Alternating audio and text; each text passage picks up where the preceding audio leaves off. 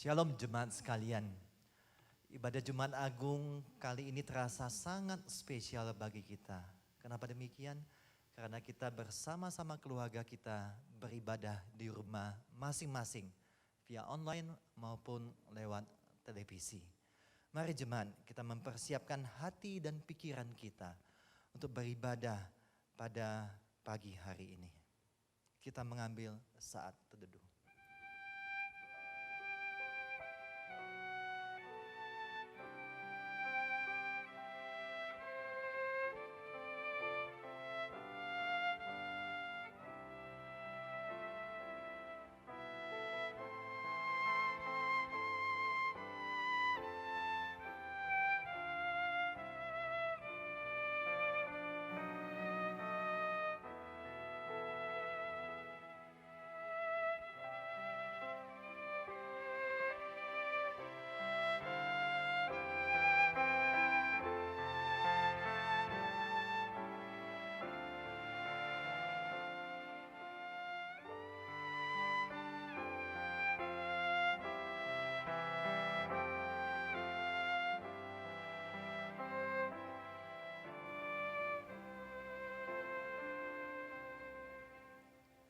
Ibadah Jumat Agung pada hari ini, kita mulai dengan pengakuan bahwa pertolongan kita adalah dalam nama Tuhan yang menjadikan langit dan bumi dan yang tidak meninggalkan pekerjaan tangannya. Kasih karunia, rahmat dan damai sejahtera dari Allah Bapa kita dan dari Tuhan Yesus Kristus serta persekutuan Roh Kudus menyertai saudara sekalian. Amin. Jemaat sekalian, ibadah Jumat Agung mengisahkan kembali kematian Yesus di atas kayu salib. Suatu kematian yang merupakan karya yang teragung, terbesar dalam sejarah hidup manusia. Karena Yesus adalah Allah menjelma jadi manusia untuk mati bagi saudara dan saya. Mengangkat kita menjadi anaknya. Memberikan damai kepada kita di tengah-tengah situasi saat ini. Biarlah ingatan tentang kematian Yesus ini terus mengarahkan hati dan pikiran kita untuk boleh menyatakan segala hormat, segala pujian, dan segala ucapan syukur kita hanya bagi Dia untuk selama-lamanya, hanya bagi Dia untuk selama-lamanya. Bagi Dia segala pujian, hormat serta syukur kekal selamanya. Bagi Dia segala pujian, hormat serta syukur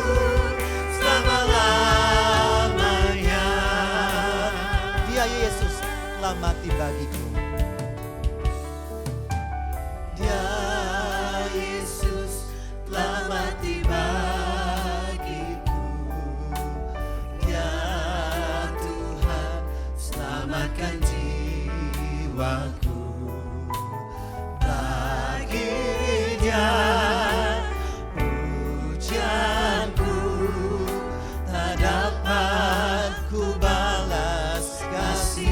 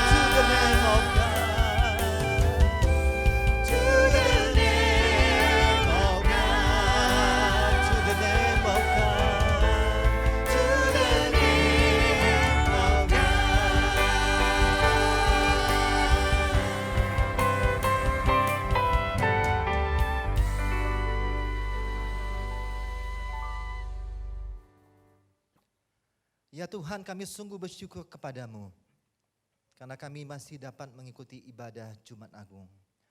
Di tengah-tengah situasi wabah COVID, kami menyadari betapa rapuhnya manusia, betapa rentannya manusia. Dan seharusnya kami mengarahkan hati kami kepada Engkau sebagai tempat perlindungan kami, kekuatan kami, dan sumber kedamaian dan ketentraman kami. Ya Tuhan, berilah damai sejahtera yang melampaui segala akal dan pikiran kami, sehingga kami boleh menghidupi hari-hari kami ini dengan optimis karena Engkau berserta dengan kami. Ya Bapa, kami juga memohon pengampunan atas dosa-dosa kami. Di tengah situasi ekonomi saat ini, terkadang membuat kami mengeluh, khawatir. Situasi kesehatan kami saat ini, terkadang kami bertanya, di manakah kuasa dari Tuhan? Ampuni kami ya Tuhan. Dan biarlah kami sekali lagi mengarahkan hati pikiran kami kepada salib Kristus sebagai bukti bahwa Engkau mengasihi kami. Karena Engkau telah lebih dahulu merasakan penderitaan tiada tara dalam hidup ini. Sehingga Engkau mati di atas kayu salib. Ya Tuhan, biarlah hati kami penuh dengan kesadaran bahwa Engkau hadir di tengah-tengah keluarga kami, di tengah-tengah anak kami yang sakit, di tengah-tengah keluarga kami yang menderita. Terima kasih Tuhan, terima kasih karena Engkau begitu peduli kepada kami semuanya. Dalam nama Tuhan Yesus kami berdoa dan mengucap syukur. Amin. Jemaat sekalian, berita anugerah hari ini terambil dari Kolose 1 ayat 19 sampai 20 dan 23. Karena seluruh kepenuhan Allah berkenan diam di dalam Dia, dan oleh Dialah Ia memperdamaikan segala sesuatu dengan dirinya, baik yang ada di bumi maupun yang ada di surga. Sesudah Ia mengadakan pendamaian oleh darah salib Kristus. Sebab itu, kamu harus bertekun dalam iman, tetap teguh dan tidak bergoncang, dan jangan mau digeser dari pengharapan Injil yang telah kamu dengar dan yang telah dikabarkan di seluruh alam di bawah langit. Jemaat, mari kita beresponsoria mengagungkan Kristus yang disalibkan. Sebab pemberitaan tentang salib memang adalah kebodohan bagi mereka yang akan binasa. Tetapi bagi kita yang diselamatkan, pemberitaan itu adalah kekuatan Allah. Kristus telah menebus kita dari kutuk hukum Taurat dengan jalan menjadi kutuk karena kita. Sebab ada tertulis, terkutuklah orang yang digantung pada kayu salib. Dan oleh Dialah Ia memperdamaikan segala sesuatu dengan dirinya, baik yang ada di bumi maupun yang ada di surga, sesudah Ia mengadakan pendamaian oleh darah salib Kristus. Dengan menghapuskan surat hutang yang oleh ketentuan-ketentuan hukum mendakwa dan mengancam kita, dan itu ditiadakannya dengan memampukannya pada kayu salib. Bersama-sama, tetapi aku sekali-kali tidak mau bermegah selain dalam salib Tuhan kita Yesus Kristus. Sebab olehnya dunia telah disalibkan bagiku dan aku bagi dunia. Saudara sekalian, bagi sebagian orang salib adalah kebodohan, kekalahan, rasa malu yang tak terkira. Tetapi bagi anak-anak Tuhan, pemberitaan tentang salib adalah kekuatan Allah yang menyelamatkan. Bahkan lebih dari itu, memampukan kita untuk hidup dengan penuh makna. Hidup yang tidak sia-sia. Kenapa demikian? Mahkota duri telah menebus pikiran kita. Tangannya yang berlubang paku menebus perbuatan kita. Hati, pikiran, sikap kita telah ditebus oleh Tuhan. Dan seharusnya hidup kita adalah bagi Dia. Dan biarlah hidup kita merupakan hidup yang merupakan ungkapan terima kasih kepada Tuhan atas salibnya bagi kita. Terima kasih untuk salibnya. Mahkota duri di kepalamu, menebus pikiranku. Tanganmu berlubang paku, menebus perbuatanku. Bilur di sekujur tubuhmu, menyembuhkan sakitku. Tombak menusuk lambungmu, mentahirkan hatiku.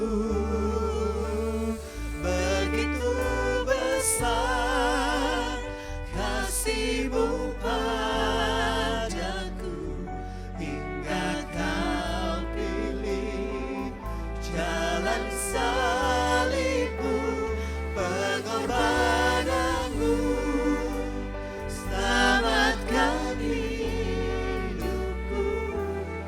Terima kasih untuk salib-Mu.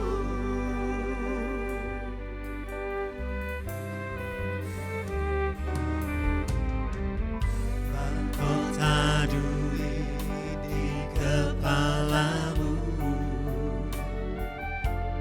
menebus pikiranku. Tanganmu berlubang paku, menebus perbuatanku. Bilur di sekujur tubuh, Bilur di sekujur tubuhmu, menyembuhkan sakitku.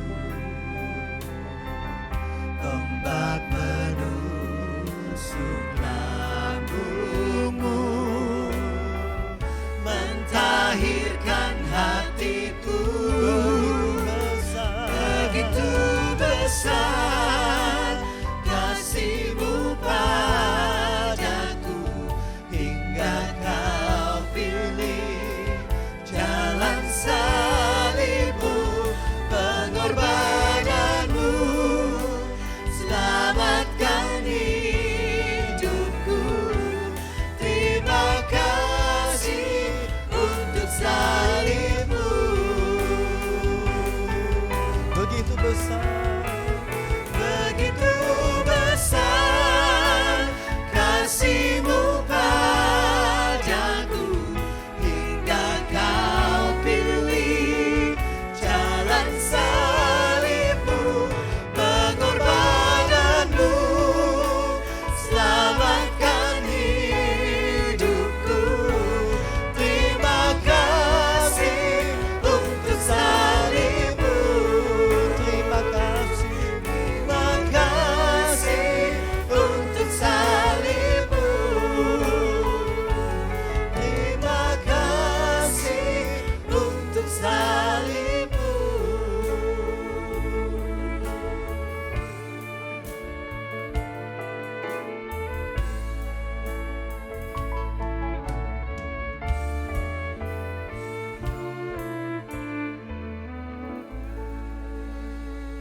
Biarlah hidup kita dipenuhi dengan terima kasih untuk salib Yesus.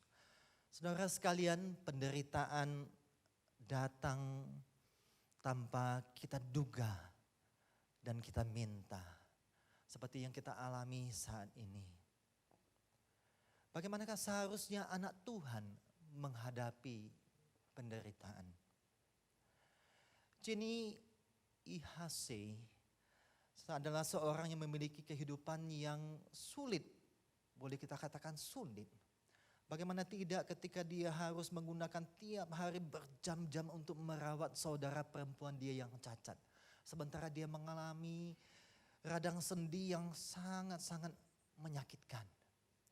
Sampai suatu kali dia ketika merasakan sakit radang sendi yang tak terkira, dia berdoa kepada Tuhan. Tuhan, tolong aku supaya bersedia memikul salibku. Karena Engkau telah memikul salibmu bagiku. Dan dia tuliskan doanya ini menjadi suatu lagu yang sangat-sangat indah yang kita bisa nyanyikan sampai saat ini. Tulisan tentang Getsemani juga mengingatkan Jenny betapa kita harus hidup dengan penuh penyerahan diri dan ketaatan kepada Dia. Ya saudara sekalian, di tengah cerita derita, maka salib menjawab.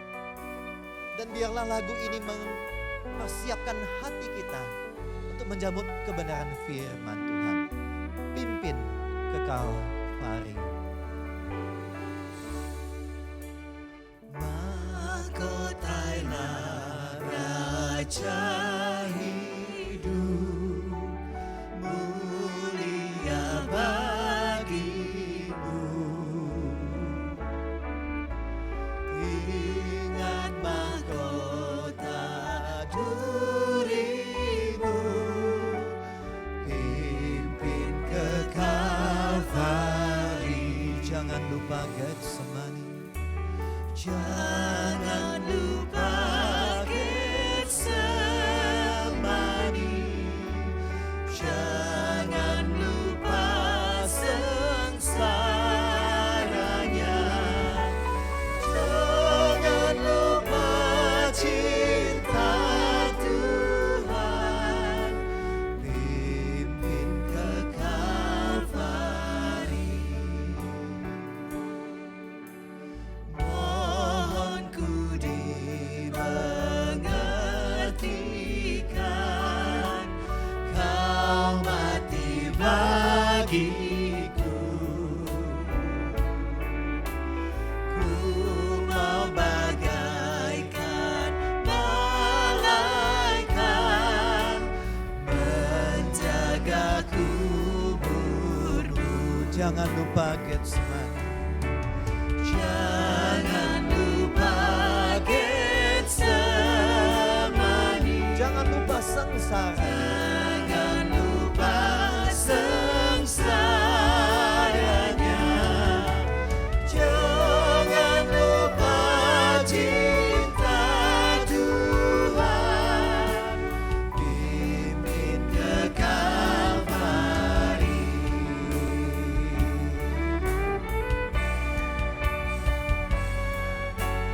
Ke Kalvari melambangkan cinta Tuhan. Jangan pernah melupakan cinta Tuhan dalam hidup kita. Ku rela segenap hati, Ku rela segenap hati memikul salibku. Terima cawan pahit sertanya, pimpin ke Kalvari. jangan lupa Getsemani. Jangan lupa Getsemani, jangan lupa sengsaranya, jangan lupa cinta Tuhan, pimpin ke Kalvari. Jangan lupa cinta Tuhan.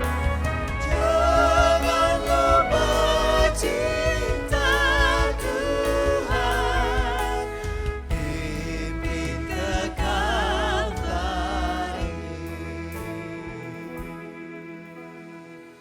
Kita akan mendengarkan firman Tuhan yang disampaikan oleh Pendeta Bubi Tekualu. Jemaat yang dikasihi oleh Tuhan Yesus. Hari ini hari yang begitu penting dan tidak ada lagi yang lebih penting. Karena hari ini adalah hari di mana kita mengingat karya Kristus yang agung yang mati di kayu salib. Biasa kita sebut ini hari Jumat Agung. Sebelum kita membaca firman Tuhan, mari kita berdoa. Ya Tuhan, dengan gentar, bahkan ya Tuhan Engkau tahu, dengan gelisah, kekhawatiran, kebingungan yang ada di dalam kami, namun kami datang di hadapan Engkau Tuhan, menyembah Engkau, mengaturkan sembah dan bakti kami kepadamu yang layak menerima segala pujian. Ajaiblah Engkau Tuhan. Terpujilah Engkau Tuhan, yang bukan saja menonton pergumulan-pergumulan bahkan penderitaan kami, tetapi dalam Jumat Agung ini mengingatkan kami, Engkau ya Tuhan mengerti, bersama, dan turut merasakan apa yang kami rasakan. Ya Tuhan, itulah sebabnya dengan segala kerendahan hati kami berdoa kepadamu Tuhan, berkenanlah Engkau untuk menyapa kami lewat firman. Kuatkan, teguhkan, baharui kami melalui kebenaran firman-Mu yang menyegarkan jiwa kami. Di dalam nama Tuhan Yesus, kami berdoa. Amin. Firman Tuhan yang kita akan baca dan renungkan pada hari ini terambil dari Injil Yohanes, pasalnya yang ke-19, ayatnya yang ke-28 sampai yang ke-30. Injil Yohanes, pasal yang ke-19, ayat 28 sampai yang ke-30. Yang demikian bunyi firman Tuhan. Sesudah itu, karena Yesus tahu bahwa segala sesuatu telah selesai, berkatalah ia, supaya genaplah yang akan ada tertulis dalam kitab suci. Aku haus. Di situ ada suatu bekas penuh anggur asam. Maka mereka mencucukkan bunga karang yang telah dicelupkan dalam anggur asam pada sebatang hisop, lalu mengunjukkannya ke mulut Yesus. Sesudah Yesus meminum anggur asam itu, berkatalah ia, sudah selesai. Lalu ia menundukkan kepalanya dan menyerahkan nyawanya. Selamat dan berbahagia setiap orang yang mendengar firman Tuhan, menyimpan di dalam hatinya, serta melaksanakan di dalam kehidupannya. Jemaat yang dikasihi oleh Tuhan Yesus, Jumat Agung tahun ini sangat spesial. Sangat luar biasa. Saya sangat yakin bahwa Jumat Agung tahun ini adalah Jumat Agung yang paling serius diperingati, dihayati secara universal. Saya merasa begitu yakin bahwa dalam Jumat Agung ini adalah Jumat Agung yang penuh dengan air mata, yang keluar dari hati yang gelisah, penuh kekhawatiran. Pertanyaannya adalah, mengapa? Bukan karena kita tidak boleh merayakan Jumat Agung, beribadah Jumat Agung di gereja. Bukan itu sebabnya. Bagi saya ini adalah sangat spesial, karena Jumat Agung ini Allah sendiri berkhotbah. Allah sedang berkhotbah dengan cara yang ajaib, yang tidak terduga, tidak terselami oleh kita semua. Allah sedang berkhotbah dengan mengizinkan satu situasi dan kondisi di mana kita hidup saat sekarang ini yang begitu mengejutkan, yang begitu mengagetkan, dan di mana-mana keluh kesah terdengar.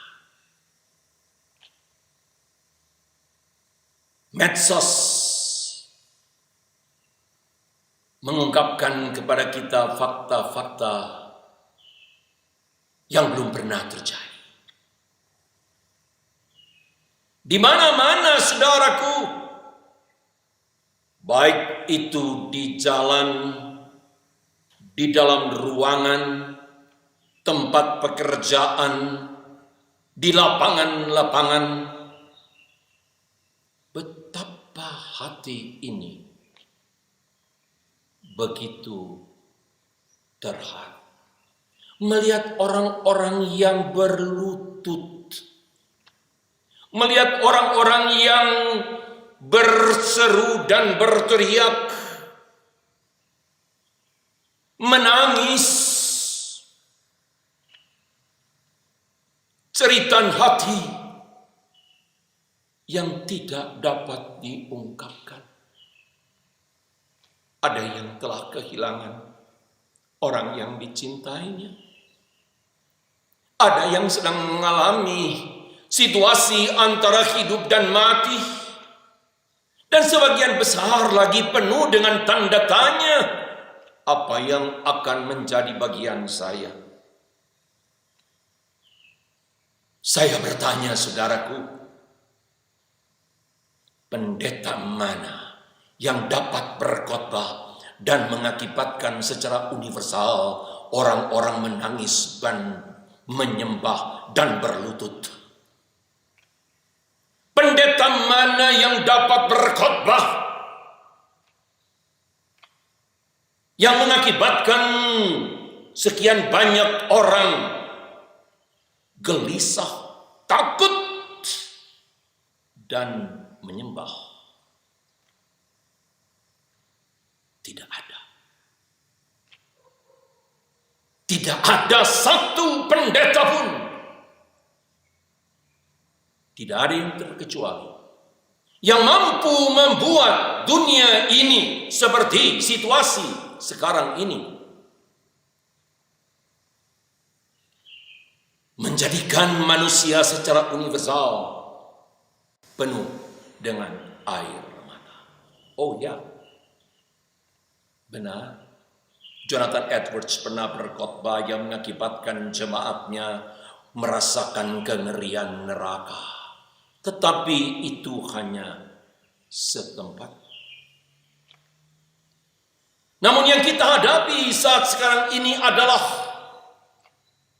situasi yang mendunia.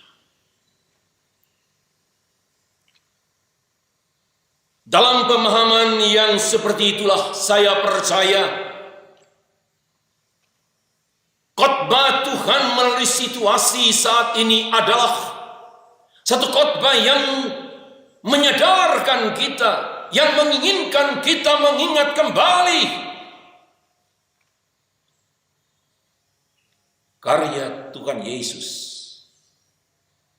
di atas kayu salib. Sekian lama Allah hadir dalam angin sepoi-sepoi, sehingga banyak jemaat yang terlena. Namun, saat inilah kita melihat Tuhan berkhotbah dan mengingatkan kita. Saya ingin kita fokus kepada perkataan Tuhan Yesus yang saya yakin Tuhan inginkan kita ingat kembali. Yang terungkap dalam pembacaan kita tadi dengan perkataan, aku haus. Dan yang kedua, sudah selesai. Ini adalah dua perkataan Tuhan Yesus di atas kayu salib di antara 7 perkataan Tuhan Yesus. I am thirsty. Aku haus. Itulah jeritan Tuhan Yesus di atas kayu salib. Yang bagi saya, saudara, siapapun tentu dapat memahami apa artinya haus yang begitu dahsyat. Ada orang coba menggambarkan itu dari Mazmur 42. Ada lagi yang berkata di dalam Mazmur 63, jiwaku haus. Yang menunjukkan, saudara, bahwa Tuhan Yesus bukan sekedar haus di dalam pengertian jasmani, tetapi itulah totalitas keberadaan diri. Jiwanya yang haus.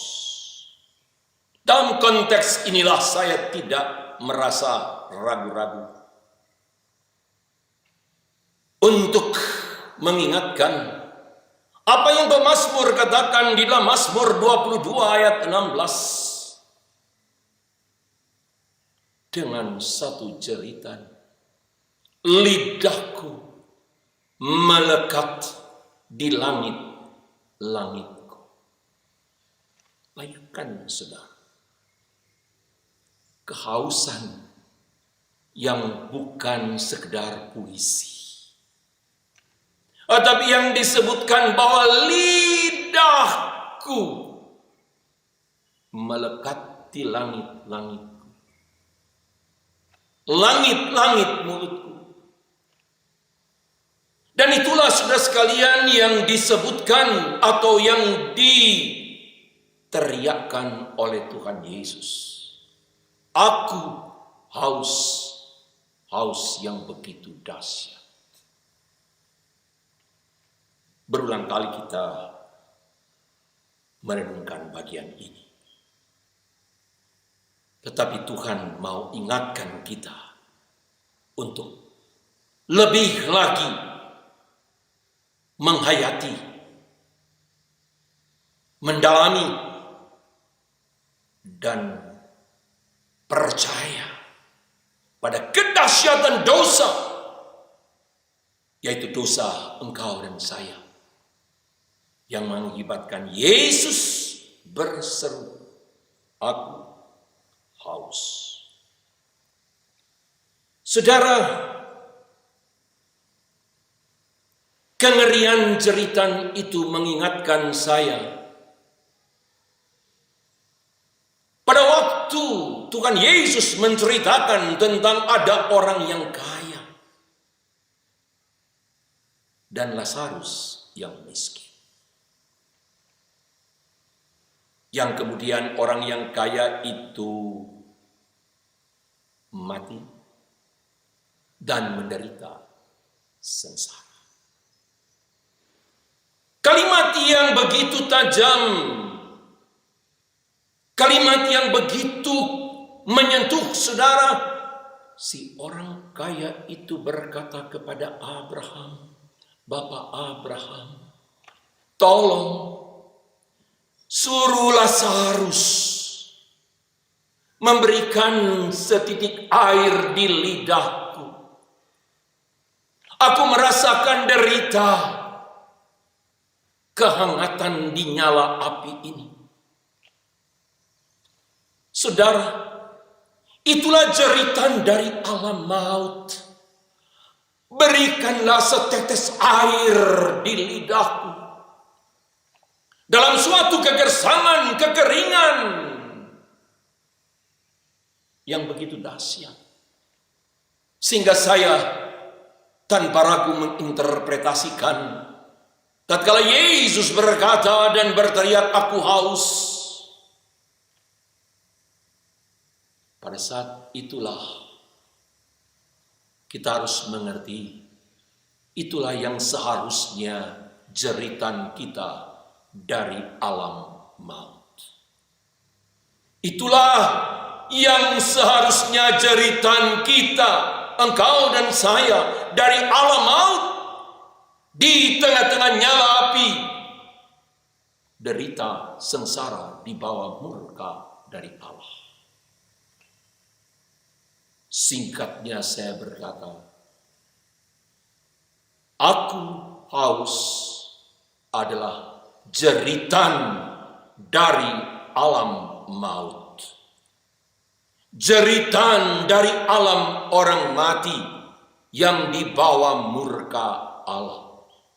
Namun Yesus menyerukan itu karena Dia telah menanggungnya bagi kita. Upah dosa adalah maut,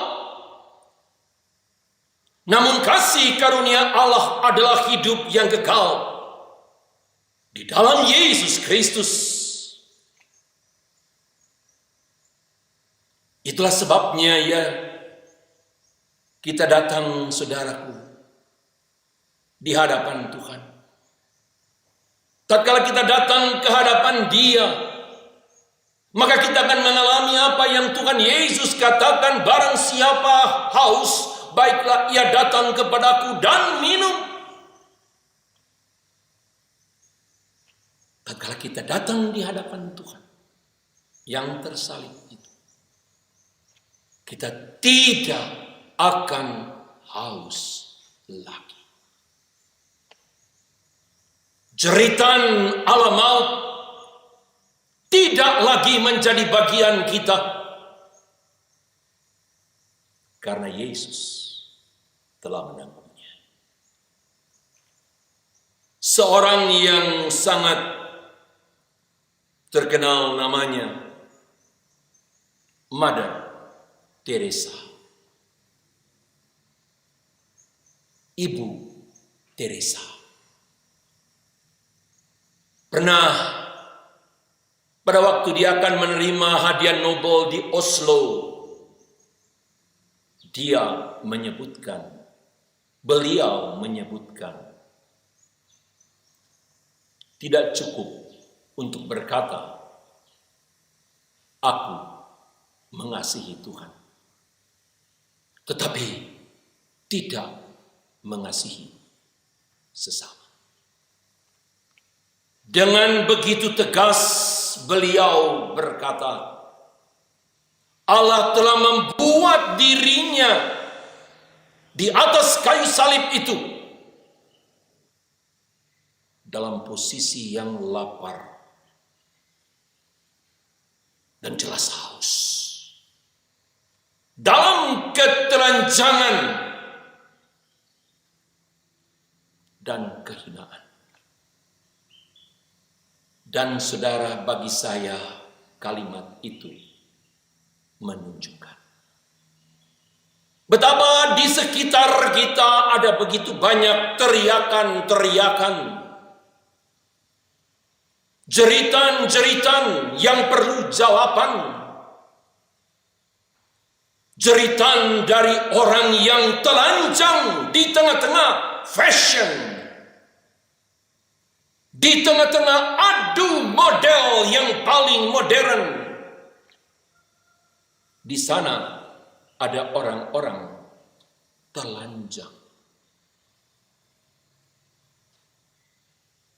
Di sela-sela kemewahan, gedung-gedung dan rumah-rumah mewah, di sana ada orang yang tidak punya atap,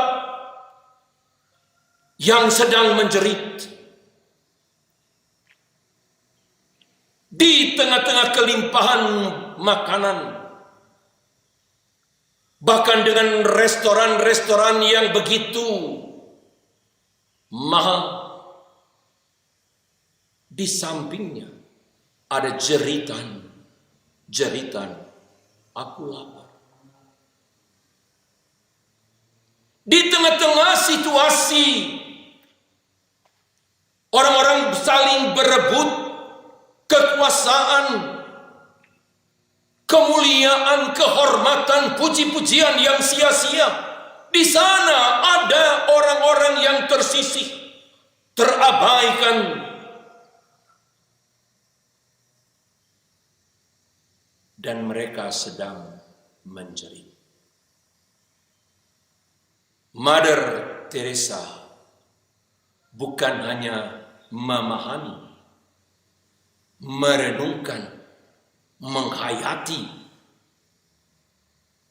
karya Tuhan Yesus disalib dalam jeritan derita, tetapi Mother Teresa mewujud nyatakan pemahaman dan penghayatan itu di dalam pelayanan dan kehidupannya yang menjawab jeritan-jeritan orang-orang yang tidak berdaya. Jemaat yang dikasihi oleh Tuhan Yesus, berita baiknya adalah begitu manis. Pada waktu Tuhan Yesus berkata, sudah selesai. Sudah selesai. Itulah jawaban dari salib untuk jeritan aku haus. Sudah selesai. Kristus telah menggenapkan karya keselamatan Allah Tritunggal untuk keselamatan manusia. Sudah selesai, sudah genap. Artinya tidak ada lagi yang tersisa. Pengorbanan Kristus adalah pengorbanan yang satu kali dan untuk seterusnya. Sudah selesai. Artinya saudara, di dalam kehidupan Tuhan Yesus pun itu adalah suatu proses, progres yang menuju kepada penggenapan itu. Bukankah kita ingat saudaraku pada waktu Tuhan Yesus bertemu dengan seorang perempuan Samaria. Dan murid-muridnya mempertanyakan soal makanan, apa yang hendak dimakan. Tetapi Tuhan Yesus menjawab dengan begitu jelas, makananku ialah melakukan kehendak Dia yang mengutus aku. Dalam garis atau benang merah perkataan itu tibalah pada kalimat Tuhan Yesus. It is finished. Sudah selesai. Saudara, perkataan Tuhan Yesus ini tidak dapat dibandingkan dengan perkataan daripada Paulus yang berkata, aku telah selesai dalam melakukan pertandingan iman. Perkataan Tuhan Yesus ini tidak dapat dibandingkan oleh siapapun juga yang berkata, aku telah puas dan telah selesai dalam pelayananku. Karena Tuhan Yesus berbicara, telah selesai. Itu adalah penggenapan karya Allah untuk umat manusia. Bukan hanya untuk sekelompok orang. Bukan untuk satu pribadi, tetapi untuk semua orang. Saudara, pertanyaannya di tengah-tengah situasi yang kita hadapi sekarang ini, apakah sudah selesai? Berarti derita pun selesai? Tidak. Tidak. Bukankah Yesus mengingatkan kepada murid-muridnya, di dalam dunia ini kamu akan mengalami penderitaan? Bukankah Paulus juga mengingatkan kepada jemaat yang ada di Filipi bahwa kita bukan saja dipanggil untuk menjadi percaya, tetapi juga adalah untuk menderita? Maka adalah satu penyesatan besar jikalau ada pemahaman menjadi orang Kristen berarti jauh dari derita, jauh dari sakit penyakit, jauh dari segala kutukan. Betul, memang kutukan telah ditanggung oleh Tuhan Yesus. Kita tidak dibawa kutuk, tetapi bukan berarti tanpa derita. Itulah sebabnya, saudara, tatkala kita mengalami derita di dalam kehidupan kita, kita diingatkan Tuhan yang sedang berkhotbah dalam situasi ini, yaitu itu adalah menjadi bagian dalam kehidupan kita untuk menyatakan sekali lagi, untuk menyatakan di tengah-tengah situasi, aku mengasihi Tuhan dan mengasihi sesamaku. Saya ingin mengakhiri khotbah ini dengan suatu perbandingan yang begitu menyentuh hati saya. Nubuat Nabi Yeremia terhadap umat Tuhan dikatakan dengan sangat jelas, saudara. Aku mengasihi kamu dengan kasih yang kekal. With everlasting love. Dengan kasih yang tidak berkesudahan. Dan bukankah itu, saudara, diwujud nyatakan, digenapkan oleh Tuhan Yesus yang berkata kepada murid-muridnya, menurut Injil Yohanes, Yesus tahu keadaannya, Yesus tahu akhirnya, dan dia mengasihi murid-muridnya sampai pada kesudahannya. Itulah artinya. It is finished. Sudah selesai. Dia mengasihi sampai pada akhirnya. With the everlasting love. kasih yang tidak berkesudahan, kasih yang kekal untuk engkau dan saya. Bagaimana respons kita? Yakobus berkata, hidup ini singkat, seperti uang. Petrus berkata, hanya seketika saja kamu menderita. Seketika saja. Bandingkan itu. Seketika saja. Hidup kita ini seketika saja. Tetapi kasih Tuhan adalah kekal. Sehingga di sini kita ditantang. Hidup yang seketika itu adalah hidup untuk kita berkata lewat seluruh aspek hidup kita, I love you Lord. Aku mengasihi Engkau. Tuhan mengasihi sampai kekal. Tuhan mengasihi dengan mati di kayu salib untuk menggenapkan kasih yang kekal itu. Namun derita, pergumulan kehidupan kita saat ini dan saat-saat yang mendatang, yang hanya seketika Tuhan mengendaki melalui kehidupan kita untuk berkata, aku mengasihi engkau. Hanya seketika. Tuhan memberkati kita semua.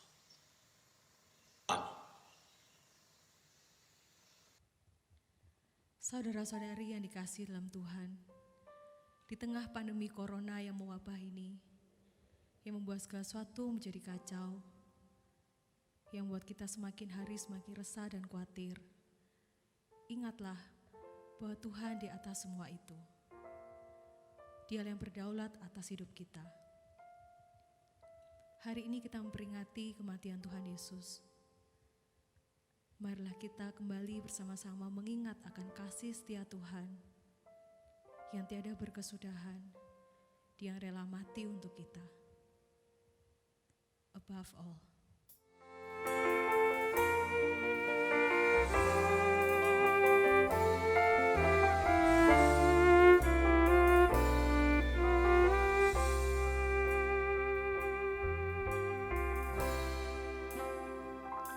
Above all powers, above all kings, above all nature and all created things, above all wisdom and all the ways of man,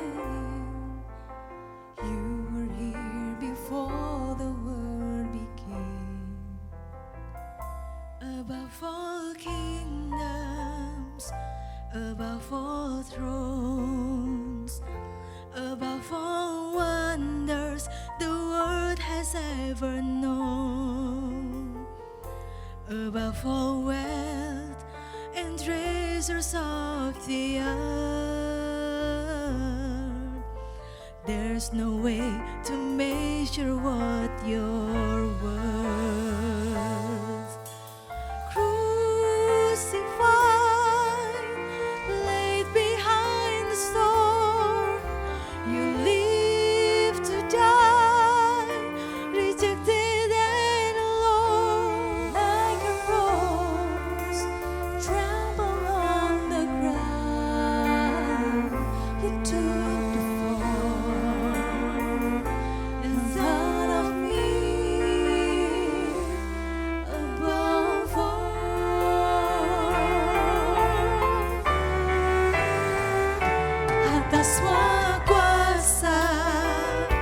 Dan semua raja atas semesta segala ciptaannya, atas semua hikmat dan jalan manusia,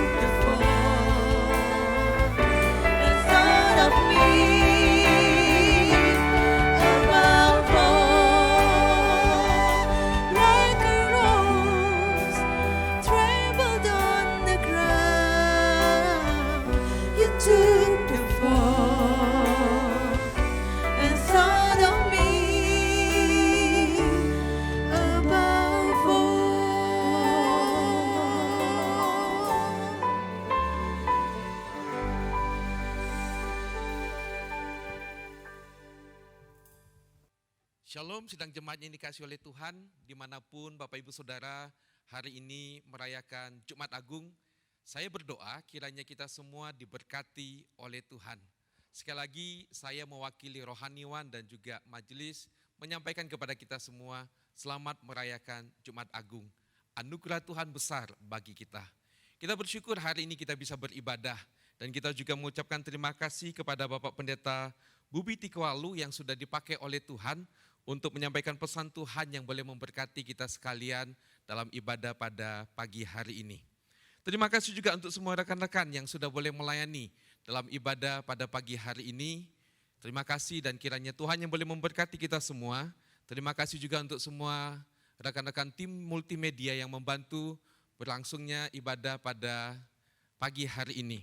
Terima kasih juga untuk semua jemaat yang sudah boleh mendukung pelayanan di gereja kita sampai dengan hari ini. Terima kasih untuk semua dukungan dari sedang jemaat. Bapak Ibu Saudara, ada dua hal yang mau saya sampaikan pada pagi hari ini. Yang pertama, ibadah Paskah. Ibadah Paskah akan kita adakan pada hari Minggu tanggal 12 April jam 8.30. Bapak Ibu Saudara tolong perhatikan, hari Minggu jam 8.30 setengah 9 pagi. Bapak Ibu Saudara bisa mengikuti ibadah ini baik itu melalui YouTube di channel gereja kita ataupun juga melalui Malang TV. Dan kiranya kita juga boleh mengikuti ibadah Paskah ini dan kita mempersiapkan hati kita. Dan berikutnya Bapak Ibu Saudara, bagi Bapak Ibu Saudara yang mau mendukung untuk pelayanan di gereja kita lewat persembahan, Bapak Ibu Saudara bisa mentransfer ke rekening gereja ataupun juga melalui QR Code di gereja kita. Mari Bapak Ibu Saudara, kita akan bersama-sama memasuki doa syafaat dan saya akan memimpin kita semua untuk bisa masuk dalam doa syafaat dan saya mengundang kita semua bangkit berdiri.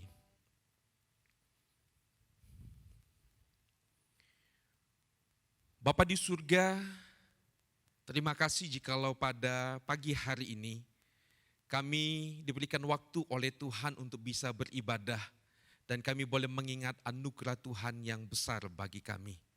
Kematian Kristus di kayu salib merupakan cinta Tuhan yang besar. Dan biarlah ini boleh menjadi ingatan yang kuat dalam diri kami. Ketika kami khususnya Tuhan menghadapi pergumulan dalam hidup di dunia ini. Kami tahu kami punya Allah yang begitu luar biasa mengasihi kami. Bapa di surga, teguhkan iman kami, kokohkan pengharapan kami. Dan kiranya dalam perjalanan iman ini kami semakin mengasihi Tuhan dan kami boleh semakin dekat dengan Engkau ya Tuhan. Bapa di surga, pada saat ini kami terus berdoa ya Tuhan, bersehati. Berdoa untuk apa yang terjadi di dalam bangsa ini maupun juga di dunia ya Tuhan. Ada wabah corona yang terjadi di berbagai tempat. Dan ini sungguh ya Tuhan menjadi pergumulan yang berat bagi kami. Bapak tolonglah bangsa kami. Tolonglah ya Tuhan negeri kami ini. Dan juga bangsa-bangsa lain di mana kami bergumul bersama. Tuhan bantu kami untuk bisa mengatasi semuanya ini. Berikan hikmat ya Tuhan kepada pemimpin-pemimpin kami dan mampukan mereka ya Bapa. Kami terus berdoa juga ya Tuhan untuk untuk dampak dari wabah corona ini Tuhan, baik itu secara ekonomi, sosial dan sebagainya. Kami memohon ya Tuhan, pemerintah kami diberikan hikmat oleh Tuhan untuk bisa mengantisipasi dan melakukan tindakan-tindakan yang bijaksana untuk menolong warga masyarakat Indonesia Tuhan menyikapi ataupun menghadapi efek dari wabah corona ini. Karena itu Tuhan kami mau berdoa, mohon anugerah-Mu ya Tuhan. Bapa di surga, kami juga mau berdoa ya Tuhan untuk gereja Kalam Kudus di berbagai tempat, dimanapun ya Tuhan gereja Kalam Kudus ada. Dan kiranya Tuhan yang boleh terus memberkati gereja-gereja-Mu ini Tuhan. Dan memakai gereja Kalam Kudus di berbagai tempat menjadi alat di dalam tangan-Mu. Tuhan memimpin hamba-hamba Tuhan di sana, Tuhan memimpin jemaat-jemaat Tuhan. Tuhan memimpin juga para majelis di sana. Dan biarlah gereja Kalam Kudus di berbagai tempat, sungguh ya Tuhan boleh menjadi berkat dan sungguh boleh berkembang dan boleh menjadi kemuliaan bagi nama-Mu ya Tuhan. Bapa di surga, kami juga mau berdoa ya Tuhan untuk pergumulan-pergumulan yang kami hadapi pada saat ini. Tuhan, Kau yang menolong dan menilai kami semua. Tuhan, Kau tahu bagaimana kami bergumul dengan amat sangat berat oleh karena situasi-situasi yang terjadi hari ini. Tuhan, teguhkan iman kami, kokohkan pengharapan kami. Ada mungkin di antara kami yang saat ini juga bergumul Tuhan dengan sakit. Mohon jamahan-Mu ya Tuhan, mohon pertolongan-Mu. Ada kesembuhan yang daripada-Mu ya Tuhan. Mungkin ada yang bergumul Tuhan dengan kondisi ekonomi pekerjaan yang hari-hari ini kami alami ada kesulitan yang sangat berat. Bantu kami ya Tuhan, berikan kami hikmat supaya kami bisa bertahan, bisa menemukan jalan keluar di tengah-tengah situasi yang berat yang kami hadapi.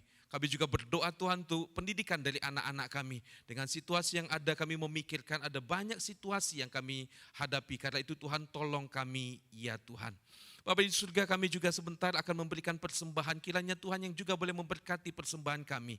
Kami mau belajar ya Tuhan, di tengah-tengah pergumulan yang ada kami tetap mau memberikan persembahan sebagai ucapan syukur kami kepada Engkau ya Tuhan.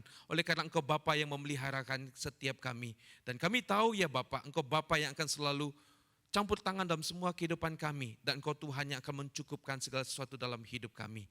Terima kasih Bapak, ini doa kami. Sekali lagi Tuhan kami serahkan untuk gereja-Mu, kami serahkan untuk bangsa kami, dan kami serahkan juga Tuhan untuk setiap kami masing-masing. Mohon anugerah-Mu turun atas kami semua. Engkaulah gembala kami yang baik, Engkau Tuhan yang memimpin kami. Terima kasih Bapak, ini doa kami. Dalam nama Tuhan Yesus kami berdoa dan kami bersyukur. Amin. Bapak Ibu Saudara, dengan tetap berdiri mari kita bersama menaikkan pujian doksologi, segala kemuliaan hanya bagi Allah kita.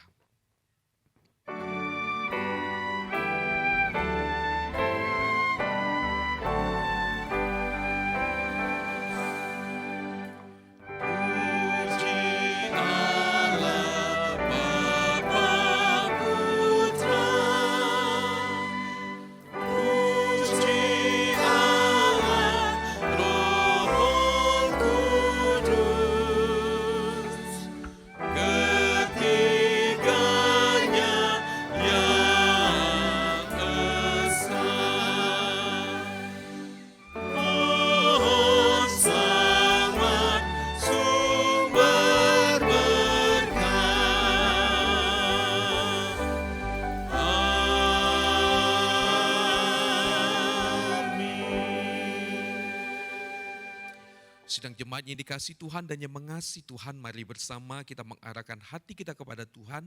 Dan saya akan berdoa memohon berkat Tuhan bagi kita sekalian.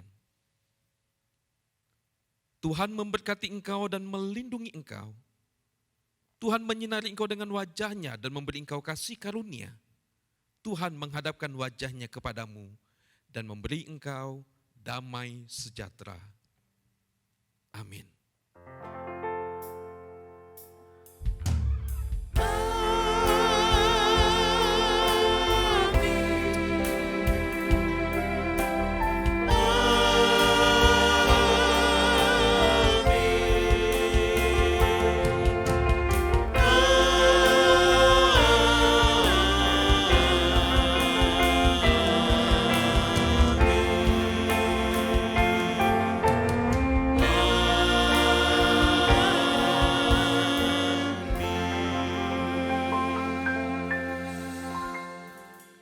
Amin.